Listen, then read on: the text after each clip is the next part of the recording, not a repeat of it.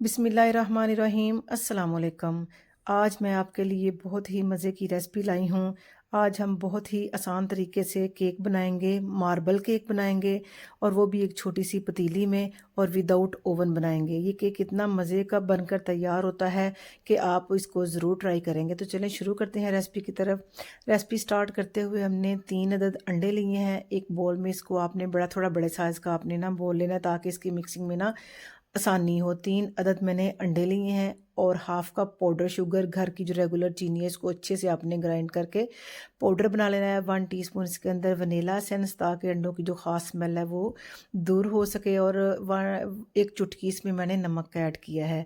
इन तमाम चीज़ों को डाल के अच्छे से हमने इसकी ना मिक्सिंग करनी है ताकि जो चीनी और अंडे अच्छे से मिक्स हो जाए और फ्लफ़ी हो जाए। 1 से 2 मिनट आपने इसकी अच्छे से मिक्सिंग करनी है।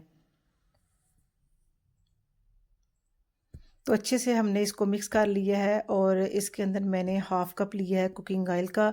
सरसों के तेल के अलावा आप कोई सा भी कुकिंग ऑयल इस्तेमाल कर सकते हैं जिसकी कोई स्ट्रॉन्ग स्मेल ना हो। कुकिंग ऑयल भी ऐड करने के बाद हमने 1 मिनट इसको अच्छे से मिक्स करना है ताकि इसकी ना जो अंडे के साथ है अच्छे से मिक्सिंग हो जाए। और 1 टीस्पून इसके अंदर मैंने बेकिंग पाउडर का ऐड किया है। 1 बेकिंग पाउडर ऐड करने के बाद भी इसको अच्छे से हमने मिक्स कर लेना है। तो इतनी आसान और इजी रेसिपी है। और मिक्सिंग करने के बाद इसके ऊपर मैंने एक छन्नी रखी है और 1 कप हमने ना मैदा ले लेना है।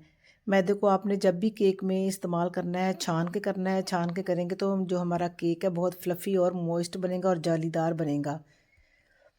तो मैदे के बाद हमने इसको अच्छे से मिक्सिंग इसकी करनी है ताकि ये वेल कंबाइन एक टेक्सचर इसका आ जाए और इसके अंदर अच्छे से तमाम चीज़ें जो है वो मिक्स हो जाएं। तो ये देखें कितना अच्छा इसका फोमी सा टेक्सचर आ गया है इस बैटर का। अब हमने इसको ना 2 हिस्सों में डिवाइड करना है। एक हिस्सा हमने 1/4 तकरीबन यानी कि चौथा हिस्सा हमने निकाल लिया है और इसके अंदर हमने 1 टीस्पून भर के मैंने ना कोको पाउडर का लिया है। तो कोको पाउडर 1 टीस्पून लिया है भर के और इसके अंदर डाल के हमने इसको अच्छे से मिक्स कर लेना है। यानी कि बैटर मैंने लिया है तकरीबन चौथा हिस्सा मैंने लिया है बैटर का।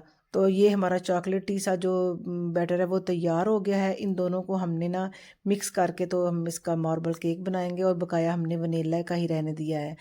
तो इसको हमने घर की छोटी सी पतीली ली है। इसको अगर आपके पास बटर पेपर नहीं तो फिर भी कोई मसला नहीं। इसको थोड़ा सा ऑयल लगाएं, अच्छे से ब्रश करें तो फिर भी केक हमारा अच्छे से डिमोल्ड हो जाएगा। ऊपर थोड़ा सा हमने इसके अंदर मैदा भी डस्ट कर देना है ताकि केक का जो बैटर है वो जो चिपके ना इसके ऊपर।